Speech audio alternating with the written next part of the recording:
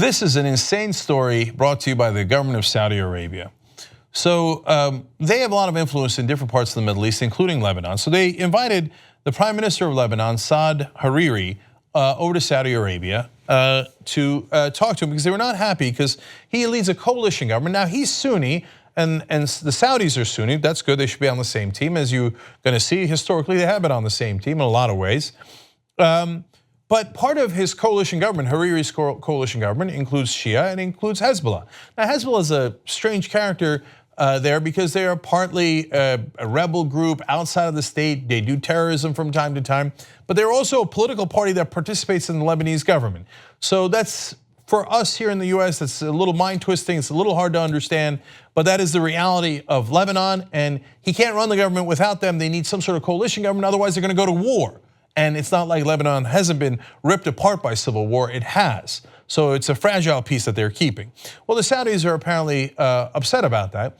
So, because right now they're in the middle of fighting against Shia. So if you don't know, the two major Muslim factions are Sunni and Shia. Most of the Muslim world is Sunni, but Iran and some of their allies, including in Yemen, are Shia. And the Saudis right now are bombing the living hell out of Yemen. And the US, by selling them weapons, is helping them to do that. And gross human rights violations. Here in the US, we shouldn't have a dog in that fight. I've got issues with the Shia Muslims in Iran. I've got issues with the Sunni Muslims in Saudi Arabia. Not the actual human beings, but their governments and the actions that they're taking. But we have decided that Saudi Arabia has more oil. I mean, is a more important ally than Iran. And so we're backing them in the destruction of Yemen. And so since some of the allies of Iran are going against Saudi Arabia, they are livid and they pull in Hariri. But here's where this story gets crazy. He thinks that he's going to a normal diplomatic mission. He's the leader of one country. He's going to meet Crown Prince Mohammed bin Salman, who's the leader of, he's not the leader yet of Saudi Arabia, but in effect he is, because he's imprisoning people and taking action, etc. He's the Crown Prince. And he thinks he's going to go camping in the desert with him. It turns out, no, they're going camping, but a different kind of camp. So when he goes at 8:30 in the morning to meet the Crown Prince, the New York Times picks up the story. They say he was stripped of his cell phones, separated from all but one of his usual cluster of bodyguards, and shoved and insulted by the Saudi security officers. Then came the ultimate indignity. He was handed a pre-written resignation speech and forced to read it on Saudi television. That's the prime minister of a different country. That's mental. They kidnapped the leader of a foreign country and made him read a statement on air. New York Times talked to a dozen diplomats, both in the West, in Lebanon, and in the area overall. So this is really well sourced. They explained this, it seemed, was the real reason he had been back into the Saudi capital, Riyadh, a day earlier, to resign under pressure and publicly blame Iran as if he were an employee and not a sovereign leader. Before going on TV, he was not even allowed to go to the house he owns there. He had to ask guards to bring him a suit. So clearly a prisoner at that point. So the prince intended to send a message, the Crown Prince, New York Times explains, for Saudi Arabia. It was time to stop Iran's Lebanese ally Hezbollah, the powerful Shiite organization that is Lebanon's most influential political actor, from growing still stronger. So why does Hariri have to listen to him? I mean, what are they going to just keep him in prison? Are they? What can they do to him if he's the leader of a different country? Well, let's look into that. Like his father Rafiq before him, Mr. Hariri owed his political career and considerable family fortune to the Saudi backing. But the Saudis grumbled that Mr. Hariri's government was giving too much sway to Hezbollah, which is both a political party and a militant group not answerable to the state. So he partly got there through the Saudis, so they're basically calling in their chips. So what else do they have on him? Saudi Arabia had many pressure points to use against Mr. Hariri. It could threaten to expel the 250,000 or so Lebanese workers in Saudi Arabia, damaging Lebanon's economy. I don't think that was it. But anyway, New York Times continues, and since Mr. Hariri is a dual Saudi citizen with extensive business dealings in a country where kickbacks are endemic, they could threaten him personally. An Arab diplomat said Mr. Hariri was threatened with corruption charges. So that is the excuse that the Crown Prince has used to imprison his political opponents in Saudi Arabia, including one of the richest men alive. Prince Al-Walid bin Talal is basically in a prison in a fancy hotel in Saudi Arabia, along with a lot of other Saudi princes. This is a massive power play by the Crown Prince. So I guess he was threatening to imprison a prime minister of a different country because they think they're also untouchable. All right, we'll get into that in a second. Hours later, the Saudi authorities began their corruption roundups, detaining two of Mr. Hariri's former business partners, a reminder of his own vulnerability. In other words, if you don't play ball, we will literally imprison you just like we did with your business associates right there and make sure you don't get out. So did it work? Well, Mr. Hariri rescinded his resignation immediately after an international diplomatic scramble brought him safely home. And look, I get frustrated with us helping the Saudis destroy Yemen, helping them spread their fundamentalist Islam ideology throughout the world. I don't know why in the world we would help with that. That's also insane.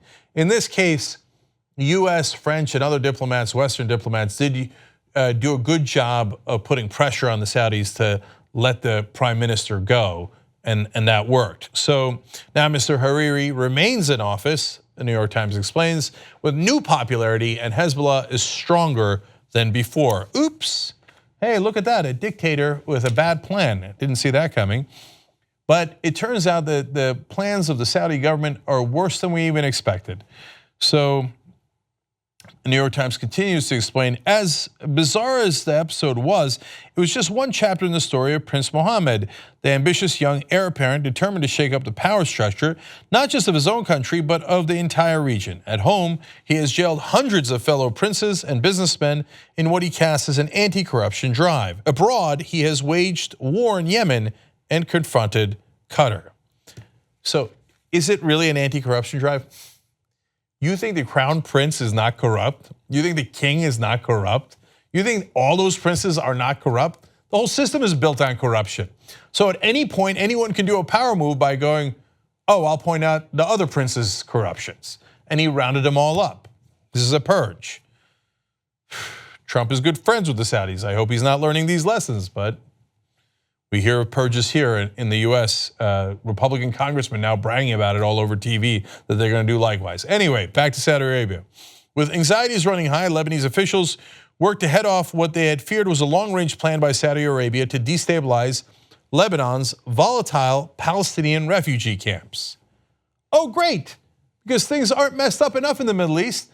Our so-called allies, Saudi Arabia, are planning to destabilize Palestinian camps. Who do you think that's going to blow up on? It's going to blow up on Lebanon, it's going to blow up on the entire Middle East, it's going to blow up on us, but it's also going to blow up on Israel. You think it's a good idea to destabilize Palestinian refugee camps?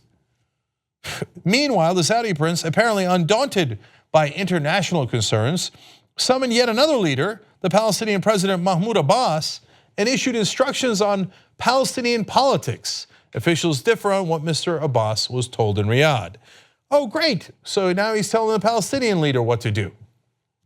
The Saudi recommendations to Mr. Abbas could destabilize the fractious Palestinian refugee camps in Lebanon, a senior Lebanese official said. Separately, a Lebanese ally of the Saudis had urged jihadist factions in one Palestinian camp to form a, quote, Sunni resistance militia to counter Hezbollah, an idea so dangerous that the jihadists themselves refused, Lebanese and Palestinian officials and a Western diplomat said. That's a lot of sources. That story is incredibly likely to be true and accurate. So these lunatics went to a bunch of Sunni jihadists and said, hey, why don't you go start fighting the Shia jihadists? And that idea was so crazy that even the jihadists were like, boy, man, that's a really bad idea. Great, what wonderful allies we have in Saudi Arabia. And now the latest. Well, some parts of this plan have worked. Mr. Nasrallah, that's the leader of the Hezbollah in Lebanon, his speeches have omitted critiques of Prince Mohammed lately. And on Wednesday, he called for peace talks in Yemen, a major step. Well, look, I want peace in Yemen, so that's wonderful. But did it overall work? One of the things that they were enraged about in Saudi Arabia was a rocket had been fired towards Riyadh, their capital. Well, you're firing nonstop rockets into Yemen and pulverizing the country, but how dare you? We are above everything. We are the royalty of Saudi Arabia. So the main intent was, of course, to protect themselves and to purge out all their opponents. So did that work?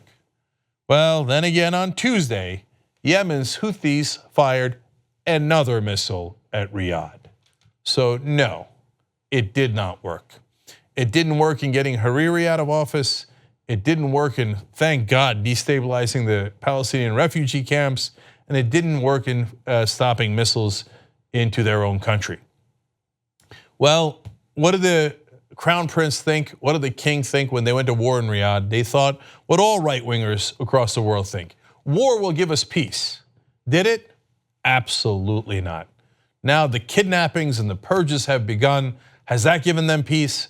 Absolutely not. War does not lead to peace. Peace leads to peace.